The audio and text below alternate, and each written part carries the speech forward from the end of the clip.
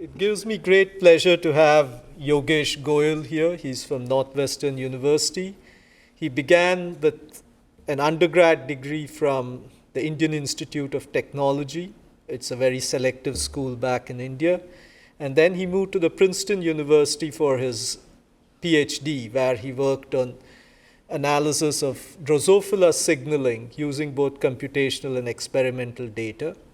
And subsequently, he went to UPenn to study single-cell cartography and related topics, which he has taken on into his own lab currently at the Northwestern University. The interesting thing about Yogesh is right from the beginning of his research career, he has been extraordinarily creative. And that's why I thought when he was in this area, we should have him here to talk about all the stuff he's doing, or at least some of the stuff he's doing, for it would be of interest to the audience here. And he is a Pew Scholar. He also works with the BioHub, which is part of the Chan Zuckerberg initiative. So with that, let me hand it over to Yogesh, and he'll tell us what he's doing.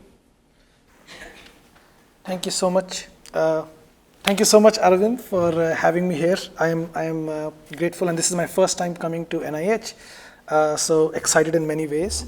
I started my lab a little over 4 years ago at Northwestern University, and the core goal of my lab is to really build new experimental and conceptual frameworks and couple it with mathematical and computational frameworks as well to really understand where is the information stored when a cell fate decision is made. And one of the key features of our group is to really think about this in broad context. So we work on a few different areas, all unified by the theme of cell fate decisions and cell state transitions. And hopefully I can give you a couple of examples today, a few examples today. I don't think it's getting, I just realized. Oh, now it's okay. Okay. A couple of examples of how we think about this problem. I also love art, and I usually try to come up with a new art for every new talk I give. And in this case, I found this. I found this art piece from Damien Hirst, where he thinks this is a fruit salad, and I think of this as single cells constantly, going through cell state transitions.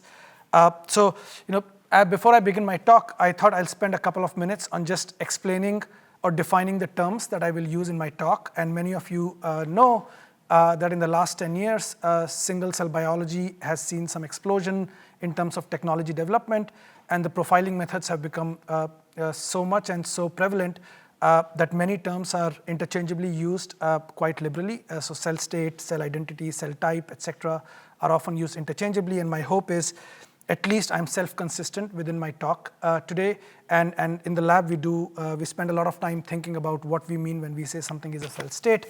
So at a very abstract level, and I promise I'll get more concrete over time, roughly speaking, the state of a cell is a group of observations about the cell in that very moment, and that characteristic could be transcriptomics, which I know now is pretty easy to measure, and we do it too, or could be the metabolic profile, could be the physical features.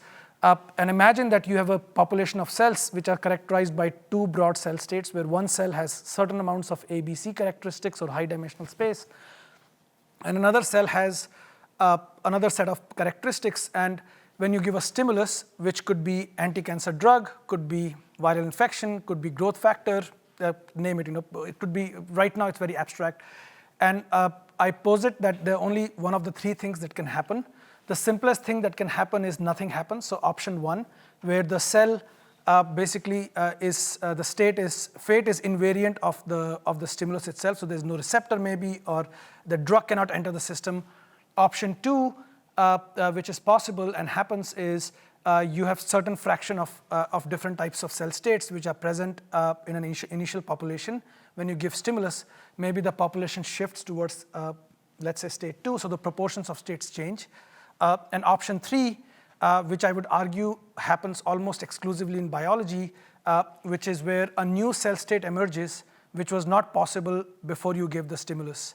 And this also comes with a lot of experimental challenges, because experimental biology is limited by endpoint measurement. So we are often measuring this, profiling a lot of things within it, and we are trying to figure out what are the driver behaviors that might have led us to this. And that in itself could be flawed for many reasons, and I will just quickly use myself as an example. So this is me today. If I were to give you 5 brown babies who were born just when they were born and ask you which of them is Yogesh today, it's a very hard problem to solve because things have changed quite a bit, and no matter how much you profile Yogesh today, you will not be able to differentiate between babies from before. One of them is my daughter who was born earlier this year. But the point I'm trying to make is maybe in some cases if you have 5 white babies and 1 brown baby, you can say, oh, this must be Yogesh. But biology doesn't give us that luxury in most cases. And maybe if you reduce the time scales between things, you start to see features and other things, and you start to build causal mappings between cell state and fate. But even today, for most of the things we do, it is either inference based on computational frameworks or just profiling endpoints and hoping that some of the markers will be drivers. So this is the key point that I think defines a lot of things we do in the lab, is eventual fate of a cell is not reflective of the initial driver state. And I'm not going to talk too much about what we did in terms of technology development in that area, but I'll show you applications today. But the key thing is, can we figure out a way to go back in time to when I was born to, I guess, today or last year with some kind of cellular time machine, if one exists. And obviously, we don't have cellular time machine, but one of the things that we developed to address some of these problems is called Fate Map, which is a synthetic barcoding approach where we are able to tag millions and millions of cells with unique DNA barcodes, which are also transcribed like RNA in the cell, so we can capture them with single-cell sequencing or single-molecule imaging. And the goal is to really look at cellular histories or clonal histories of different cells in a very high-throughput manner. And again, I'm not going to talk too much about our past work. Most of the work I'll present today is unpublished. But this is just to highlight that when I started my lab, I always wanted the lab to be curiosity-driven science. And today we work on many different areas, thinking about the problem. And of course, tracking cancer evolution with respect to therapy drugs and just tumorigenesis is a big part of what we do. But we also think a lot about developmental biology questions of how tissue scaling happens and the role of clonality within it. Also adaptive outcomes. Outside of cancer, we are also interested in some viral infection problems, which are a new area for the lab as well. And lastly, I'm gravitated quite a bit to developmental biology from my PhD training, which I stopped doing for my postdoc, but now I'm quite excited to go back to it more stronger and bring these quantitative ideas from single-cell biology to the studies of development. And hopefully I'll show you a couple of things today.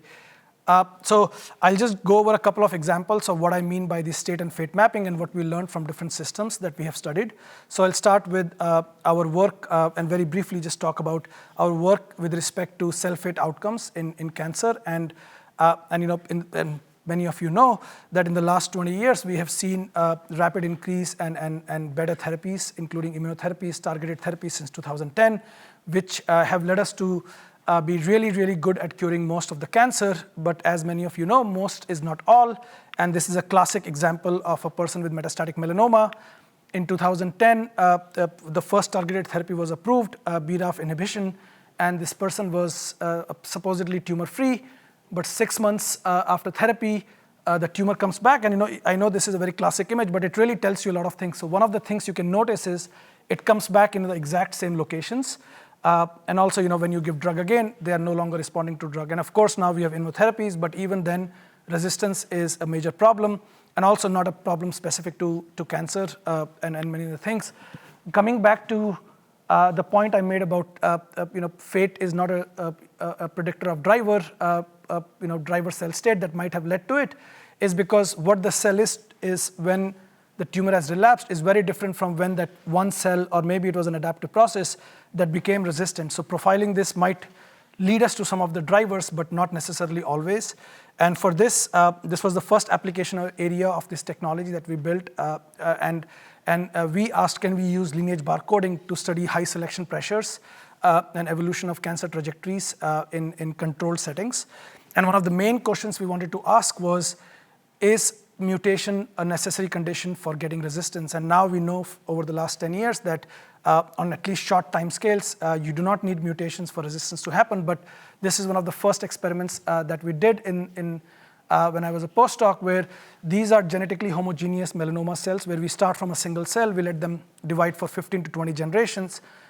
From just probability estimates, you can fairly confidently say that you cannot get driver mutation in the time scale, and then we give them drug, which is the same drug I showed you the patient before, vemurafenib, or the newer versions of it, or MEK inhibition, where you see that more than 99.99% of the cells have died, and 1 in 10,000 cells are surviving, and they have started to reform the tumor.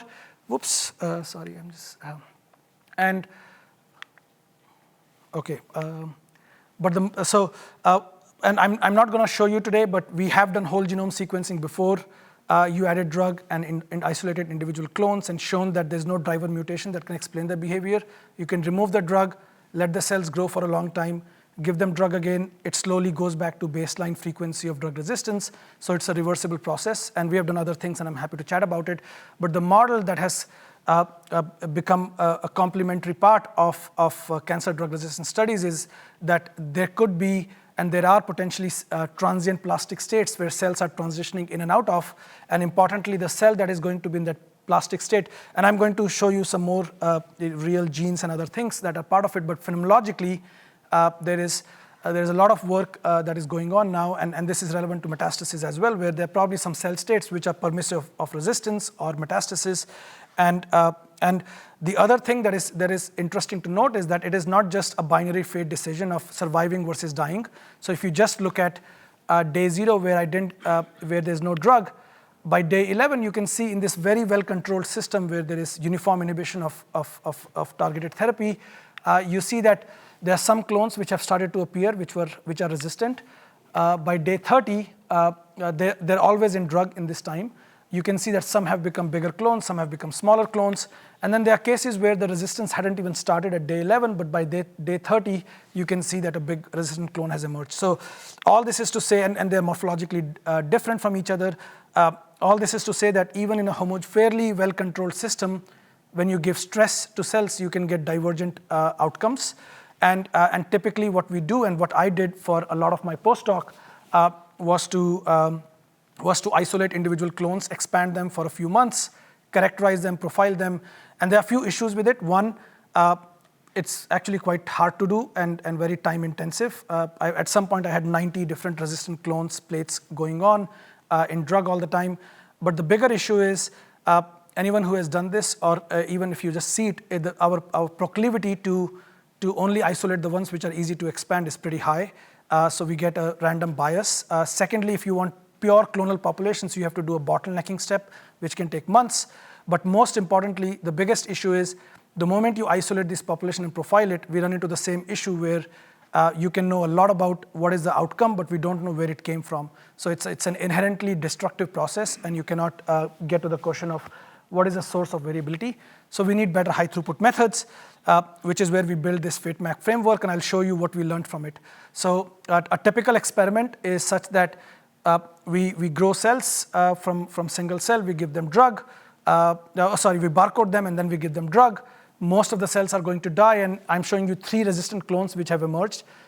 Each resistant clone has its own set of barcode, same barcode, and now we have evolving barcodes as well, but that's besides the point. What you can do is, instead of profiling them individually, you can just mix them all together and ask very basic questions about if you see population level heterogeneity.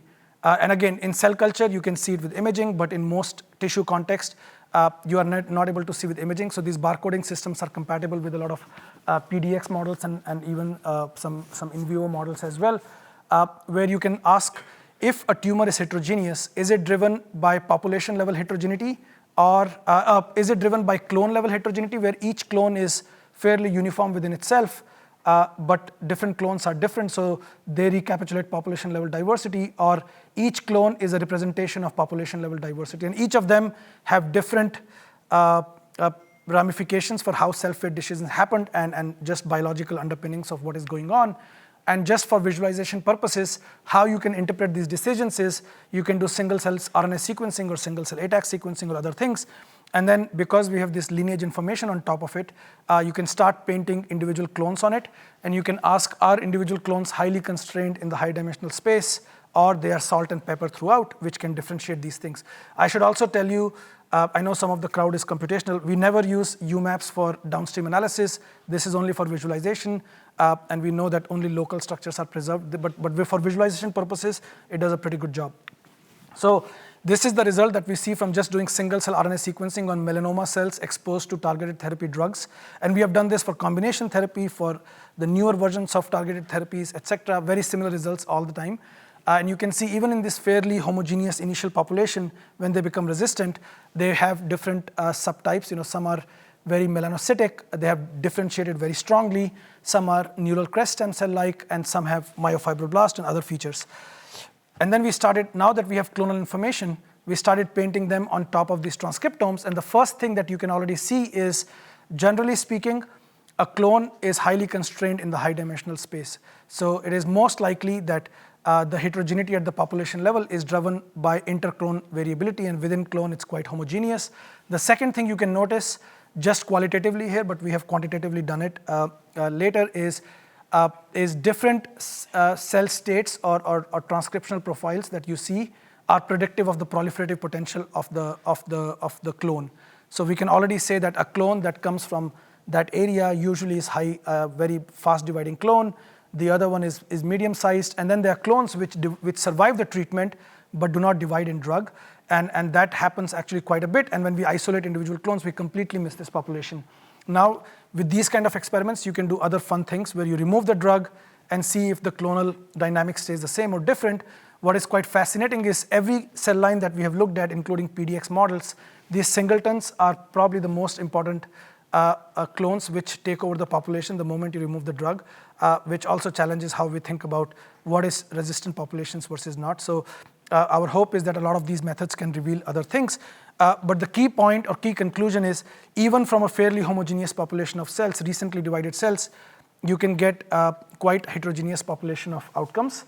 But I have only shown you outcomes with respect to transcriptional heterogeneity, and it's only as useful if they actually do something meaningful, because we can always, I actually joke with my students that show me something homogeneous, which would be more exciting than finding heterogeneity, because today you can always get heterogeneity. So we went ahead and combined this barcoding framework with a lot of downstream functional outcomes. And now I'm not going to show you those results because a lot of this is published, and move on to other things. But we have shown that we can very robustly map transcriptional signatures and clonal signatures onto their proliferative potential, which I showed you briefly. We can also combine this with morphological measurements, where we can map morphology on top of these single-cell transcriptomes. We also have done invasion assays and looked at barcode enrichment and mapped which features are more invasive versus not. We also extended this model for PDX models in mice, where we inject barcoded cells and give them drug over several months, isolate tumors, section them, do single molecule imaging and barcoding and barcode analysis. And we have tested this across 8 different cell lines, 6 BRAF mutant melanoma and 2 NRAS mutant melanoma, to see if it's a feature of the melanocytic lineage or just specific mutations. And lastly, we collaborated with a surgeon, an oncologist and surgeon at MD Anderson, Jen Vargo, who provided us very precious samples of matched patient samples from before, during, and after treatment, and did spatial transcriptomics, where we found clonal signatures to be quite reminiscent of what we were finding in our simple experimental setup. Now, this is not to say that this is what is happening in patients. All this is to say that in principle, you do not necessarily need a lot of complicated mutations to give rise to these outcomes. This might be just a feature of the developmental lineage itself. We also, by the way, did the same experiment for primary human skin cells, melanocytes, and we see similar heterogeneity both with respect to stress response and pre-existing. But I think the most exciting question in this area really to me is, we get these heterogeneous outcomes. Where is this information stored for these outcomes? Is it something that is in response to drug, that their different cells are just going in different directions and whatever works sticks? Or is it predestined? Is the outcome completely predestined? So we go back to the experiments that I showed you before, but this time, instead of barcoding cells and giving them drug right away, we actually let them divide a couple of times. And these are my favorite kind of experiments, and we do it in many other cases, where you can basically have a situation where a cell, after a couple of divisions, each cell has a twin or a recently divided sister or sibling, and then we well mix the tube, and then we plate them in 2 different plates. And then you can give drug to them and ask if that magenta and cyan cell survived and became resistant. And I'm showing you only 2 out of 7, but it's really 2 out of 20,000. The selection is very strong. What happens in the other split where they have new neighbors, the magenta cell has new neighbors and fairly separated? Is it still the same 2 cells that are going to survive in this other pot? Which would mean that the behavior or the outcome was predetermined even before you gave the drug? Or is it extrinsically determined, which would mean that maybe your neighbors define what you become, or maybe the timescales of cellular memory is shorter than 1 division. And just a quick segue, this is to say, for those of you who have done experiments in bacteria and yeast, this is basically replica plating experiments, but you can't do this with human and mammalian systems. But the main idea with replica plating is because you can basically have a plate which have bacteria growing, and then you can take a cloth, stamp on it, and put it on another plate.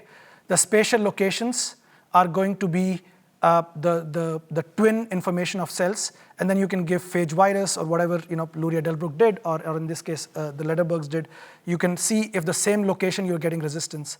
If the same location you're getting resistance, that means the information to become resistant was already present in the mutational landscape or something else before you gave the phage virus. Coming back to mammalian cells, you cannot do these experiments. So with barcoding, we can now do these experiments. So this experiment is powered to tell us where is the information stored. And the first question we asked is just survival versus dying. So how do you interpret these results? If the same barcode shows up roughly along y equal to x line in both split A and split B, and also note that I'm saying cells per clone, not reads per clone, because we add spike in known amount of barcodes, so everything is in absolute cell count, and that's also quite important for this interpretability. Then it would mean that the decision to become resistant was stored even before you gave drug. Alternatively, if the overlap is close to 0, that means that it's an adaptive behavior, well, it could still be adaptive behavior even if it's before, and I can comment on it later. But all this means is the information was not stored before you gave drug for the survival, because different cells are surviving in different population. So we did this experiment in melanoma, and now we have done it for many KRAS cancers, where our lab is quite interested in and using the new Revolution Medicine drugs in close collaboration with Revolution Medicine. But the key idea is that these 1 in 10,000 dark blue cells are the ones, everything that survives in one split also survives in the other split, which basically means the decision was completely made 4 weeks before you added the drug, and it's a very clear and strong phenotype. But I also told you at the start of my talk that it's not just yes and no survival outcome. There is more to it than not, and different clones have different signatures. So we asked, is even beyond survival, is the transcriptional landscape or functional landscape also the same? And turns out it's exactly the same. So it's quite fascinating that every twins which were separated at birth and given drugs, no matter how big your clone size is, after 2 to 3 months in drug, they do the exact same thing, which means at least on those time scales for melanoma cases. So this is one cell line. I'll just show you quickly result of another cell line, exactly the same result, that twins are primed to become resistant. I should also point out that it's not just a selection of a state. If you compare the transcriptome of resistant cells and non-resistant cells, they don't overlap at all. So there's massive changes, almost like iPSC reprogramming. Cells become so different, thousands of genes are changed, but it's almost like there's small changes, or cells are like primed to become resistant, but the moment you give stress, they bifurcate in different directions. At least that's how we are thinking about it. And now we have switched from melanoma studies to a lot of KRAS cancer studies with respect to our application for this area. But I started my talk by inspiring that we are quite interested in this mapping for cell state and fate outcome. And I wouldn't call myself like a card-carrying cancer biologist, but I hope I can show you that in these well-controlled cell systems, you can get this behavior. I should also mention that we did these experiments with twin mice as well, where we barcoded cell, let them divide, put them in different mice, and we got a pretty high overlap of the barcodes that initiated resistance after several months of treatment. This is not to say microenvironment is not driving the behavior. All this is to say that these are good systems to decouple the contribution of cell intrinsic versus extrinsic factors that drive this behavior. But in this case, I hope I've shown you that even in a homogeneous population of cells, you can get diverse outcomes. I didn't even talk about death, which happens in 99.99% of the cells.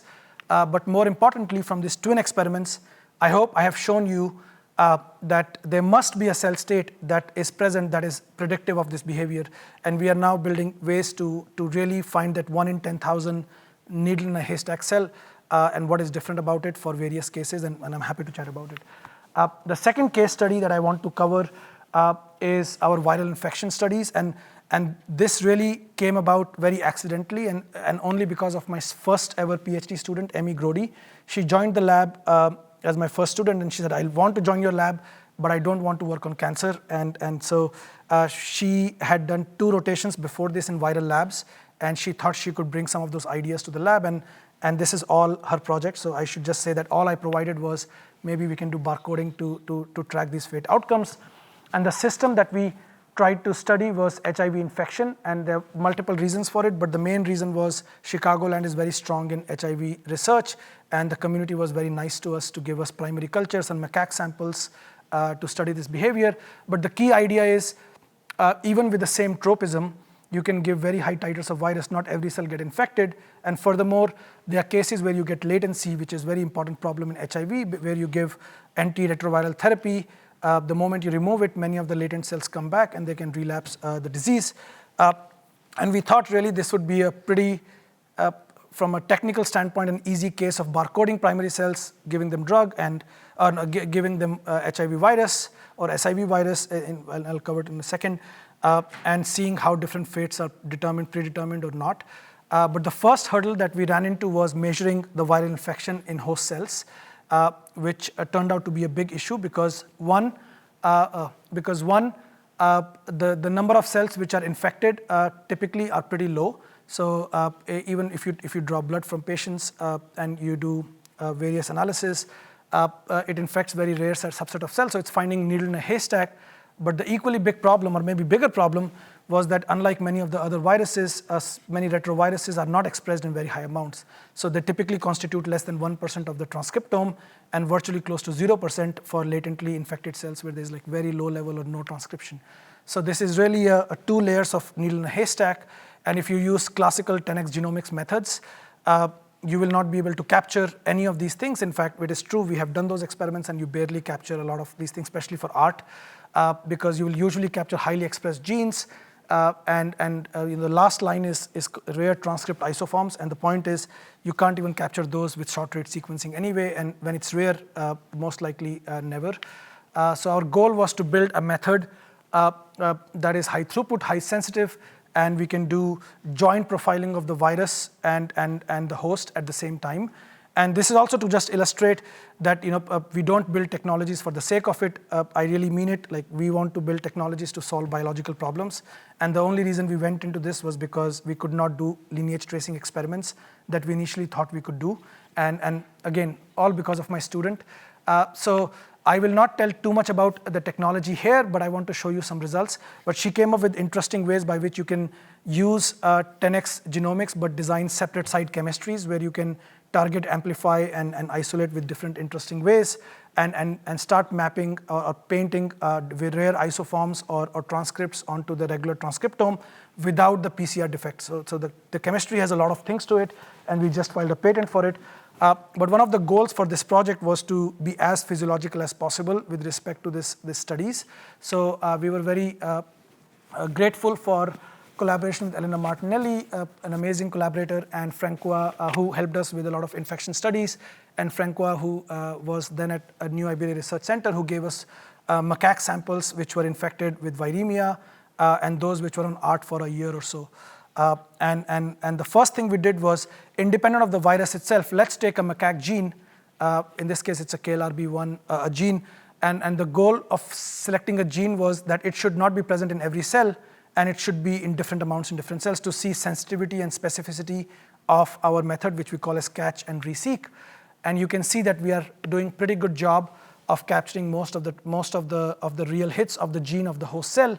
And some of the extra ones, we have good reasons to believe that we are capturing real signal, because we can do these experiments with no infection and we get no false positives. But the point here is to just say we can faithfully capture with our method what 10x genomics does for highly expressed genes in subset of cells, and we are sensitive and specific. And then the point was to go to viremic samples. The first case we chose was peak viremia, which is really where you get most cells haven't died yet, and you really would draw blood, PBMCs, and take CD4 positive T cells and look at how they're looking. So when you do 10x, you get pretty highly expressed genes, highly expressed cells, but when you do our method, you find that one, from single cell methods, we are consistently underestimating the number of infected cells, and two, because a lot of them are lowly expressed but still active, so we are able to find new cell states permissive of it. And two, more importantly, when we did this experiment on R-treated samples, if you look at the two that were identified, we think at least one of them is false positive. But with our method, we are able to capture really lowly expressed HIV transcripts. And you can appreciate already from this UMAP that there is a cell state that is permissive of latency as opposed to not. So one of our goals now, and we have identified some potential markers which could be used for testing what cells are permissive of latency. Note that this was not possible until we built this technology, and we are very excited to use it for different things. I should also point out that we want to build technologies which are broadly applicable. So we use this technology for two other applications. One is for liver regeneration, where a couple of spliced switch are a big part of initiating neonatal program in liver regeneration and how it is affected in alcoholic liver diseases. And we are able to capture a lot of those isoform switch, which you cannot capture otherwise. And you can't do long read because you will miss rare isoforms anyway. And then we also applied it to some neurodegenerative disease contexts. But one of the key points that I want to highlight here is it's not just about infection, yes and no answer. And I have to say, since I'm not trained in biology from undergrad training, all I knew was fly embryos in my PhD and these cancer systems in my postdoc. So my student did a good job teaching me that even though HIV genome, it's one location in the genome, it actually produces more than 50 different spliced forms. And they do different functions. And depending on the spliced form makeup, you can also comment on, for example, early infection, late infection, and other things. So we're like, okay, let's go back to the drawing board and see if, so it's like finding needle in a haystack, but each needle is a little different. And we were like, okay, let's see how our method does for these massively parallelized isoform reactions that we do. And this is just standard scRNA-seq.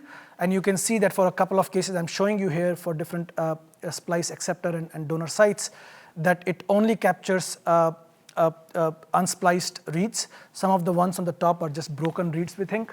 But if you do our method, you not only capture very robustly the unspliced reads, but you start capturing a lot of spliced reads from short read sequencing. This is quite important because you can always do long read, but it's low throughput and you can't get other things. But all in all, we are able to get 25x more spliced reads, and we also detect isoforms, spliced forms, which are completely missed by single cell methods. This knowledge from existing literature comes from deep sequencing of bulk RNA or qPCR and other things, but now we are able to map or paint them onto single cell transcriptome. Lastly, I think many of you will appreciate in this case that every time you see a single cell sequencing result, it's hard to know what is real signal, what is noise. And if you were to ask me what is gold standard for a field to know it is true signal versus noise, is to do single molecule RNA FISH, where you do absolute quantification of RNA. And that's what my student did, where she designed specific probes for different spliced forms and did single molecule RNA FISH across many, many cells. And what we find is, in terms of quantiles, our method is able to capture the real signal pretty nicely for unspliced reads, where 10x genomics overestimates and long read underestimates.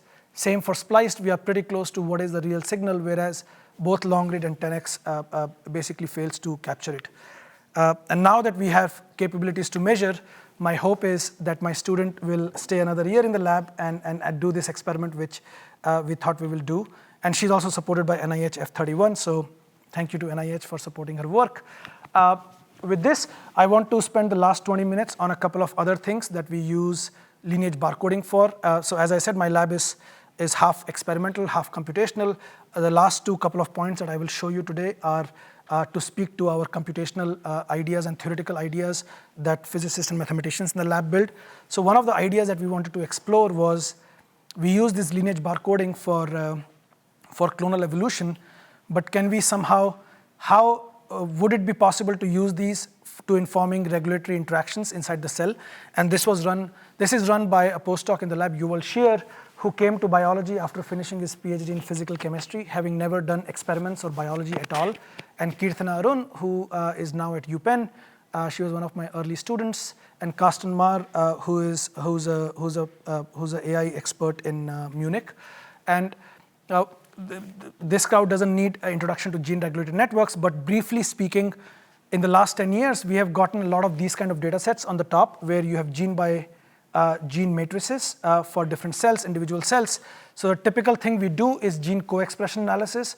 With that, you can build an initial regulatory map, and then with other things, you can make it better and better with other modalities, chromatin, etc. And because these data sets are expanding so much, there's a lot of emphasis on building these methods. And some of you might have even used scenic or other methods which are quite popular to infer underlying regulatory networks. You don't need to know too much, but I'll just give you 2 TLDRs on the literature itself.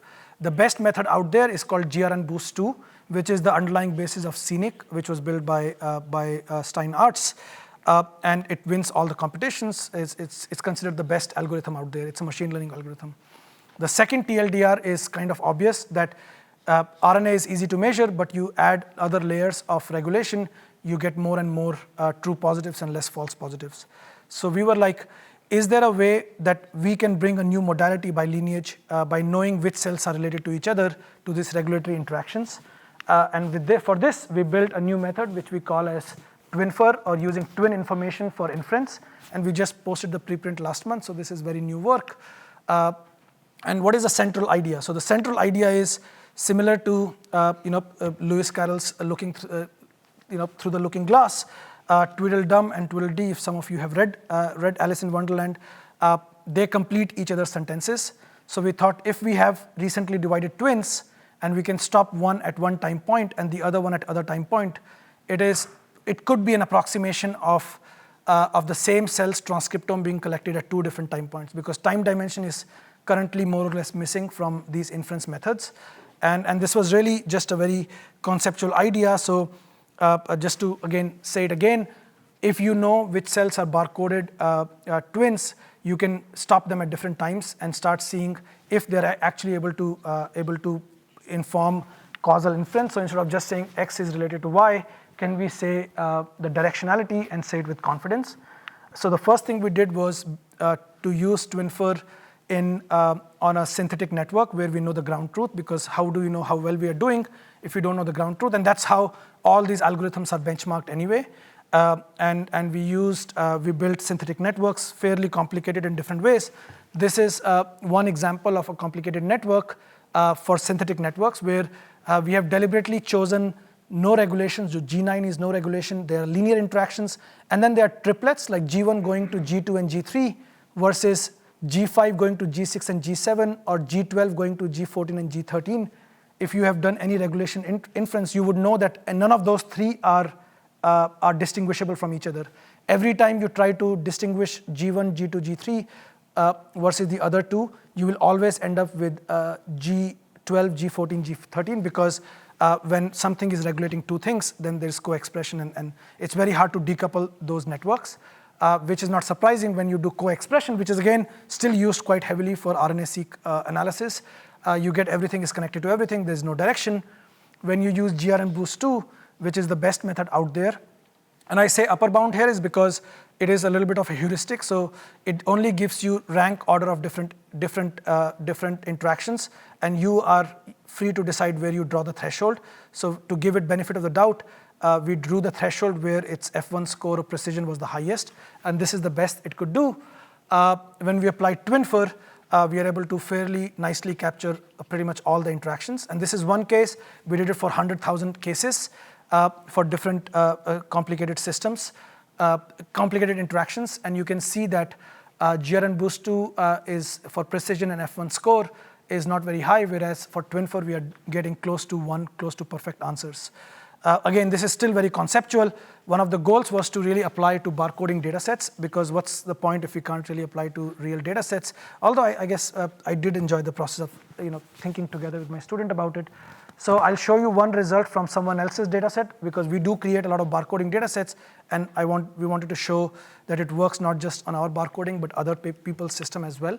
So we worked on a data set from Alan Klein's group, where they did lineage barcoding to look at clonal hematopoiesis, where they barcode cells and they stop at a couple of different time points when the cells are undergoing hematopoietic differentiation. And you can sample barcodes and cells at different time points. And we asked, okay, can we see the same barcoded cell, same two cells with the same barcode from day 2 and day 4 and day 6, and apply TwinFer? How does it look? We found, I'm not showing you results from GR and Boost and other things because they don't capture anything at all. But we were able to show that whatever we are capturing is already validated in literature from knockout studies. And also some of the interactions that people previously thought to be interactions turned out to be just heterogeneity of the system, which we can now differentiate from twins versus non-twins. And I'm happy to chat about it. In the last 10-15 minutes, I will talk about the work that we have been doing in the space of note that I'm saying, well, it's phenotype to genotype, but a lot of the work we do now is genotype to phenotype, the reverse problem. But we have spent in the last 2 to 3 years a lot of time thinking about this problem. And this is really was only possible because of one of my first postdocs, Ben Kuznets-Speck, who came from theoretical physics and joined my lab and really transformed everything we do in the lab in this area. He's actually starting his own group, tenure track group at Fred Hutch in a few months. So if anyone is interested in a postdoc with him, he's great. But one of the things that we were quite interested in is, okay, the field is exploding so much in terms of doing perturbation modeling. Where do we lie in this space?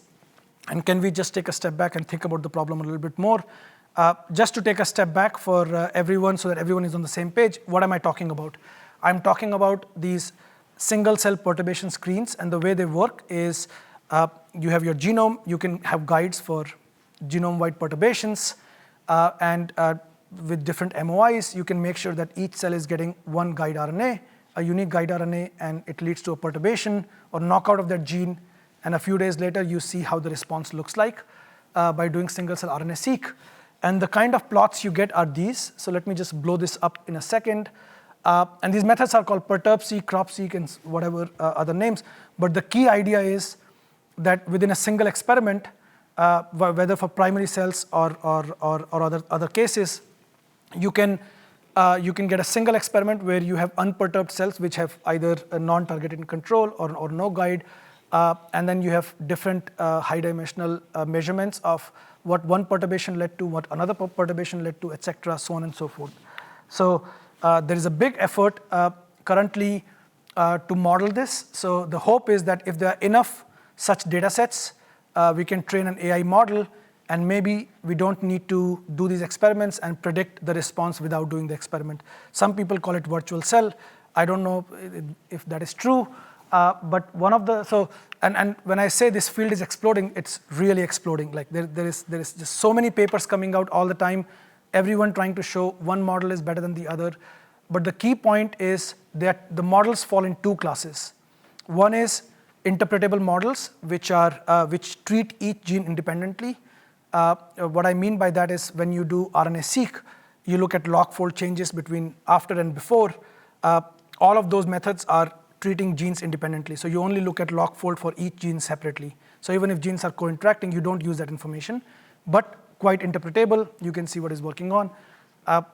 The second class of models, which have gained quite a lot of popularity, are AI models, where you train on a lot of existing data sets, and then you try to predict and see how well you do for response. We asked, can we basically take a step back? And so I should mention that most of these models completely ignore the unperturbed state.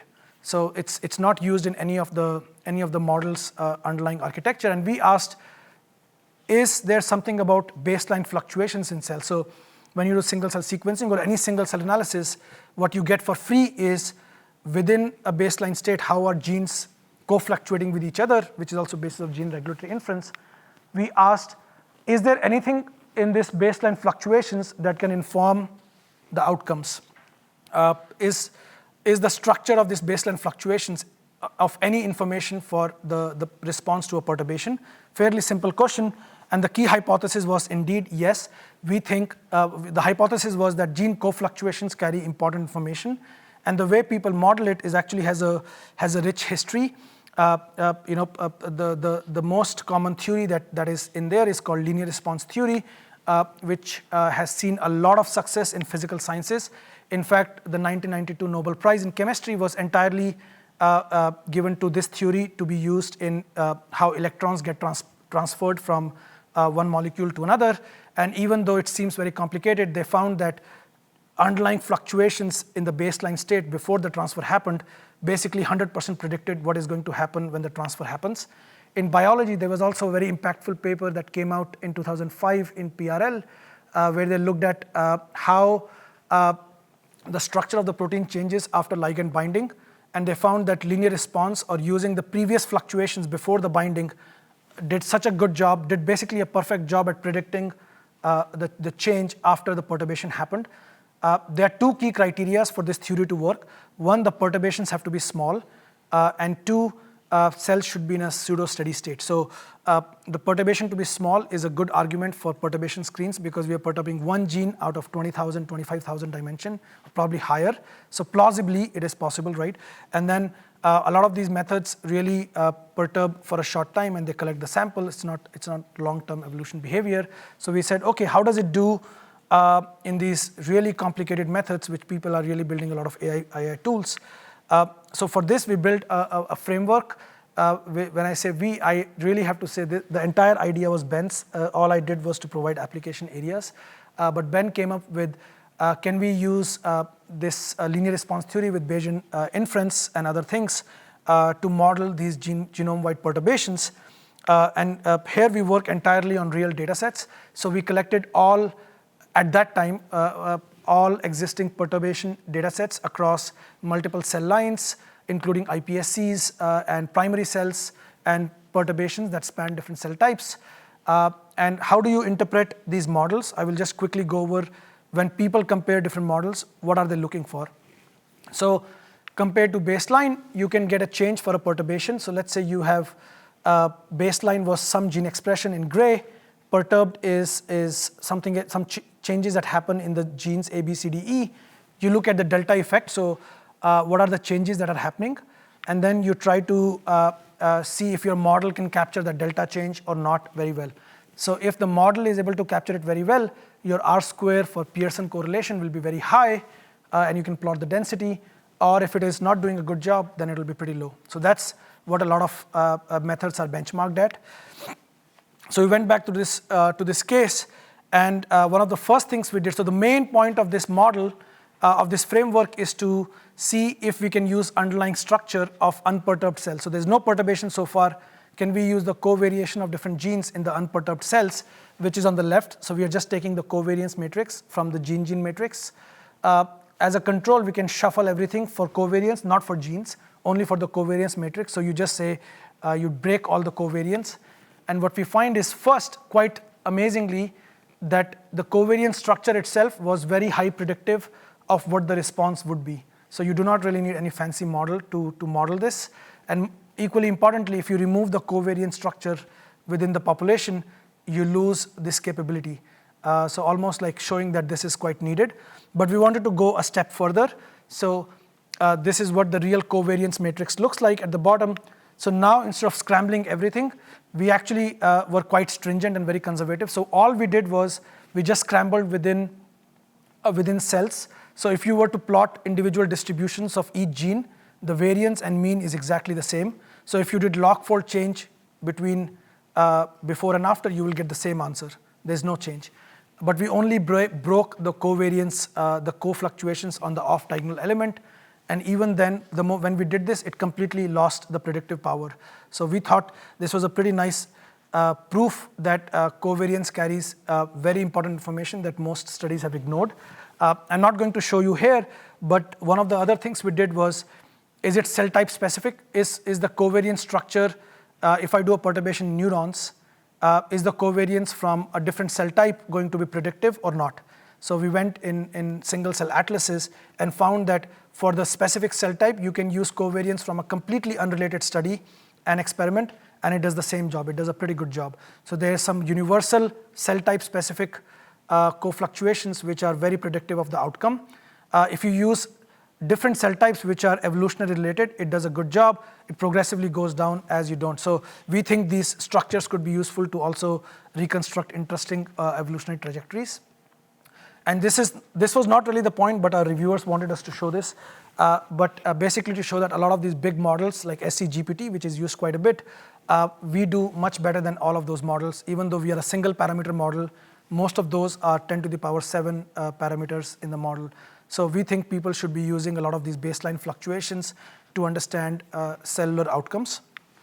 In the last few minutes, okay, this is the key conclusion that when you borrow ideas from statistical physics and physically informed methods, you could get interesting underlying biological properties which are of quite usefulness.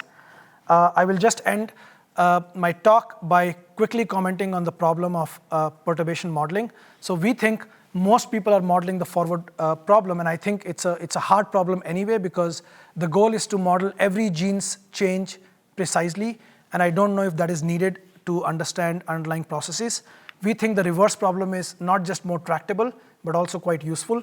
So we have completely focused on the reverse problem with AI methods, where the question that we want to ask is, given a cell state that you give me, can I reliably tell you what perturbation might lead to this or might have led to this? The goal is not to capture the entire transcriptome change, but to find latent few features that are reminiscent of a perturbation.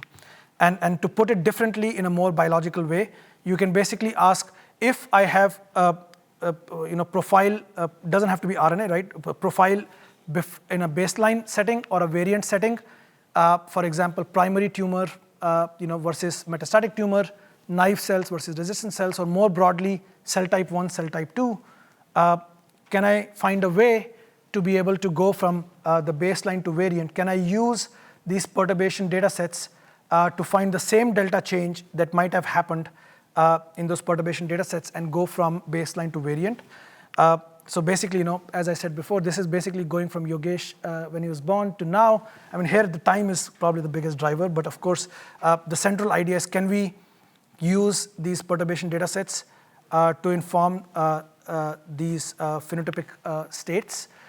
For this, we present a new method, which we hopefully will submit in a few months, which is called extracting perturbations, or expert, where the primary idea is we collect traits of interest that people are interested in, could be really anything, as long as you have high dimensional data for it, and combine it with these perturbation experiments and see if we can use delta change from this bottom to inform what could drive the process there.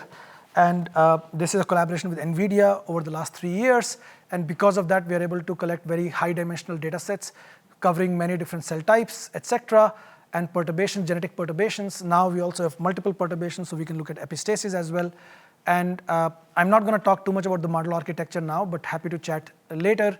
But just for comparison, we can already see that our method expert for recall does a pretty good job. So if you were to predict one perturbation, just one perturbation, given an endpoint, there's a 60% chance that you got it right from our model.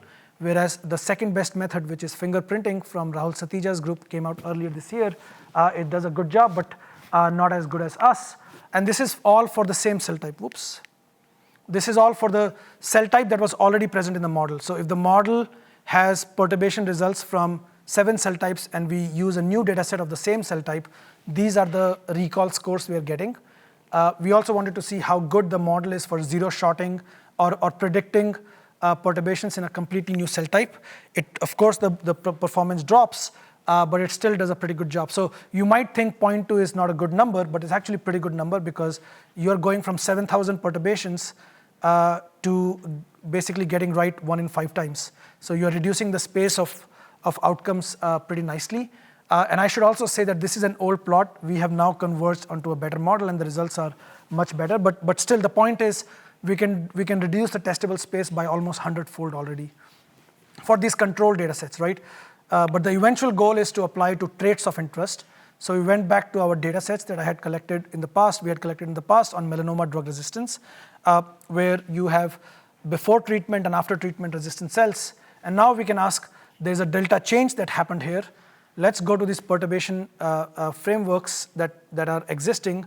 Can we find genes which have a similar delta change in the transcriptome? And maybe that will work. I actually told my postdoc that it will not work, but one of the things that his model, an older model, found is every time he ran his model, out of 400 times, the top hit was this gene called MEF2D. And it is important to note that we are looking at melanoma, but the hit came from a lymphoblast screen, so the cell type is completely independent, nothing to do with it. And his model predicted that only in the context of resistance, this gene should result in reduced resistance. We can also do the opposite. We have drivers which could go the opposite way. So we did this experiment with another postdoc in the lab, where when you give trametinib or vemurafenib, most cells die and these resistance clones emerge. When you knock down MEF2D compared to scrambled, you lose resistance quite a bit. Again, this is not to show that this is the new driver therapeutic target, but this is proof of concept that surprisingly it is working so features are transferable across cell types. But you might also ask, what if this knockdown of this gene is just unhealthy to the cell? So we also did a very nice experiment without drug and showed that there's no fitness change when you knock down this gene. This is again just one example to show the power of such frameworks. But again, this is all still in primary cell cultures. We also wanted to see, can we extend it to cases where diseases have no known drivers or we just don't have good drivers? And these are my last slide or two, where we collaborated with a group and also through BioHub for studying alcoholic liver diseases, where, as I said before, for other reasons we have used it, but when you take patient samples and you compare their transcriptome, you can see that the normal hepatocytes separate from the two alcoholic diseases. We used expert to say what are the perturbations that can potentially take me from one to the other, and it predicted its top 75 predictions. I'm just painting on top. It says that to get to this state, you can get blah, blah, blah, this. And you might argue that these are maybe just differentially expressed genes. And the answer is no, which is where we thought we are truly doing transfer learning, where the perturbation predictions that are even top 99, not a single one of them is overlapping with differentially expressed genes. So the model is not learning anything from this data. It is all transferring from perturbations. But we know that it is working because if you look at those genes and see how similar are they in terms of their regulatory modules or signaling pathways, they do overlap with the differentially expressed genes. So we think these models are providing us some very interesting orthogonal hits that we can pursue. In fact, one of the hits was some clotting factor, which when we asked our collaborator to test, they were very surprised because they had, for a different study, unexpectedly found a clotting factor to be driving some hepatocyte regeneration. So we are hoping that some of these things would be quite powerful for these kind of analysis. With this, I would just like to end by saying that some of the things we are looking forward to is bringing time to lineage tracing. Currently, I've just shown you cells which are related to each other, but we now have ways to know which one is the first cousin, second cousin, fifth cousin, etc. We also decided that we want to do some imaging-based lineage tracing. So we use a good old Brainbow system, which has seen such high success in neuroscience. And we are trying to couple it with looking at signaling transients. So we think we can now look at MAP kinase and a few other signaling pathways, clonal resolution in cells. And lastly, we're getting quite excited about modeling perturbations, not just for genes which produce a response, but in fact, we are getting more excited about the genes which do not produce a response, which most people forget and stop thinking about. So we are quite excited about thinking about what are the underlying features of resilience that are driving this behavior. With this, I will end my talk, thank my lab and our collaborators, and I'll take questions. Thank you so much for having me.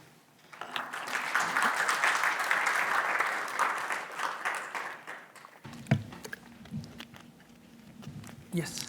Thank you very much for the most exciting, rich talk. Now, one question about something that impressed me strongly. These co-fluctuating genes, which seem to be so crucially important for predicting cell fate. Could you give us some mechanistic ideas about what that actually is? Is it something straightforward, like regulation by the same set of transcription factors, or is it some new physical dimension that we cannot even think of now? I don't know the answer to your exact question, but what we have done is we went back and looked at studies which have created protein-protein interaction maps or gene-gene interaction maps from knockout studies. And we found that if you scramble the interactions, you lose a lot of those protein-protein or gene-gene interactions. But the covariance that you see from these single-cell methods are pretty, if you do like a correlation, it's pretty high correlation with respect to existing interactions that people have characterized. Now, I think your question was more complicated in a sense that is there some higher level, regulatory interactions that might be driving it? We don't have a true proof for it, but I think some of it just is naturally capturing those interactions. So it's almost like when you pull something, things like good proportionally get pulled together, and that in itself is quite useful. But we don't know truly the answer to your exact question. Thank you.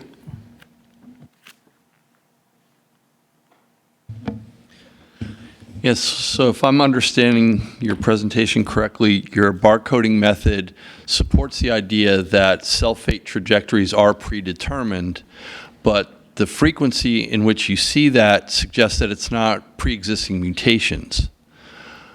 Is it pre-existing changes in chromatin structure? Is that something that you've looked at? Yeah, I should first clarify that we specifically look at timescales where there are no mutations. A lot of the new experiments we are doing is like we are agnostic to whether it's mutations or cell state, but these methods allow us to be able to distinguish those things. Your question is quite interesting. The problem that we face, I didn't present the results on iPSC reprogramming, but we find the same things there. So we take fibroblasts and we give them Yamanaka factors. Even today, less than 1% of them become iPSCs. And we see that they're non-genetic factors which are fully predetermined that already can tell me in principle what might lead to a cell becoming iPSC versus not. So what we do not know is what is driving cells into the transitions. What we do know, we did a screen where we know markers of the cell state transitions. So you can do a screen on it. So you find a lot of epigenetic modifiers which can increase the frequency or decrease the frequency or the time scales of memory.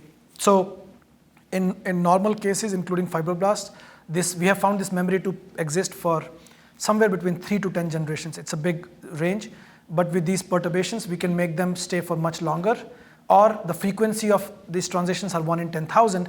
We can make them go to 1 in 10 by just adding different types of epigenetic perturbations and make resistance go from 1 in 10,000 to 1 in 10 or completely eliminate or other things. So all this is to say that there are levers which are related to chromatin state and other things, but it still doesn't answer in a natural case how is that happening, and we don't know an answer to it because they are so rare in natural case that we have not been able to study it mechanistically in that sense. Thank you. Yes. Thanks for the talk. Just a follow-up question about the epigenetic modification. Are you talking about methylation state? Yeah, so we haven't looked at the state. What we do know is, so I'll give you one example. So one of the hits for very strong predictive power of resistance was DOT1L inhibition, which is a histone methyltransferase, right? So what we found is if you co-inhibit it during resistance, nothing changes.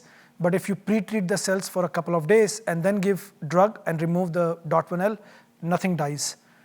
So timing also is a big factor in it. In fact, I can show you something cool because I don't have the result here, but I will hopefully that will leave you with some thoughts. So we have now done screens of 2 different kinds. So if somehow I'm able to know that blue genes which define those blue cell states, so for melanoma we have a couple of genes, we have endogenously tagged them, you can sort them, give them drug, many of them survive, right? So that means that even if they're not drivers, they are very strong markers of resistance. But now that we have them, I can do a screen on them. So like a screen which is independent of drug. All I need to do is tag my population and do screen on, let's say, NGFR or AXL. We get a set of genes which increase the frequency or decrease the frequency. The second screen, which is what most of us do anyway, is the screen on the process. So you can do a genome-wide screen, you give drug, and you look at enrichment of different guides, and then you see which signaling pathways are affected, right? What we found is the overlap between the process screen and the drug-independent screen is basically 0. So for the process, many of the hits are signaling pathways, like MAP kinase makes sense, phosphatase another thing because you're inhibiting the pathway. For the screen on the left, which is independent of the drug, but still does the same job, are many very unusual hits, and we think that is another way to think about the problem. But it also leads me, almost like, I wouldn't call it sad, but philosophically think about there are like infinite ways to make cells resistant, and or like not infinite, but like there's countable more than a few ways to become resistant, and we are trying to figure out, can we still classify them into specific categories or not? But these kind of screens without the drug, I think, would reveal new drivers that is worth pursuing.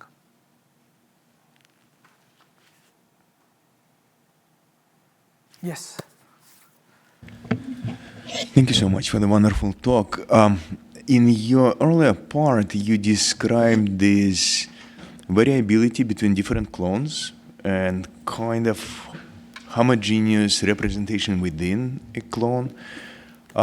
And I would assume that if you look at it as a profile, that profile of variability and clonal populations is going to be the same if you compare different tumors within the framework of the same treatment. What happens if you look at this profile of clonal variability if you compare different treatments or if you compare different cancers?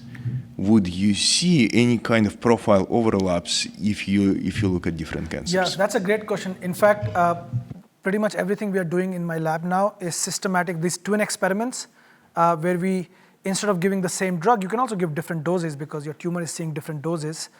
You see some very interesting behaviors, but one of the things we are doing now is systematically asking the cells that are going to survive, are they like generalist plastic cells or are they specialists for different drugs?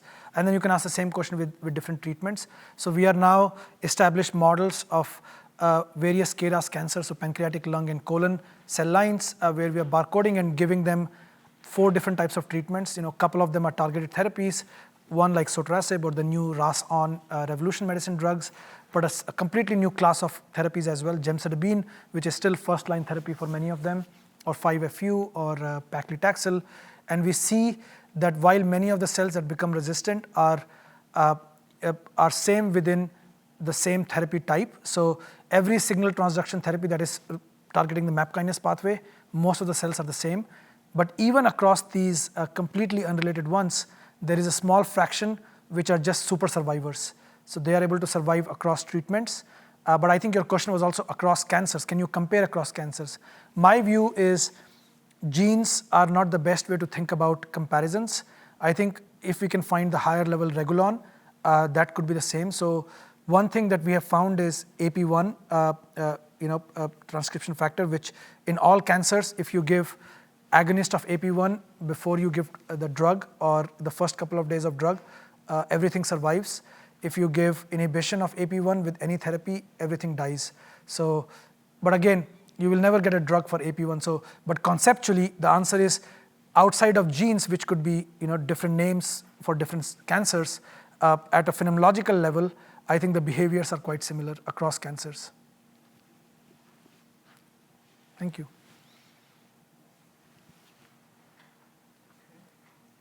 Thank you so much, everyone.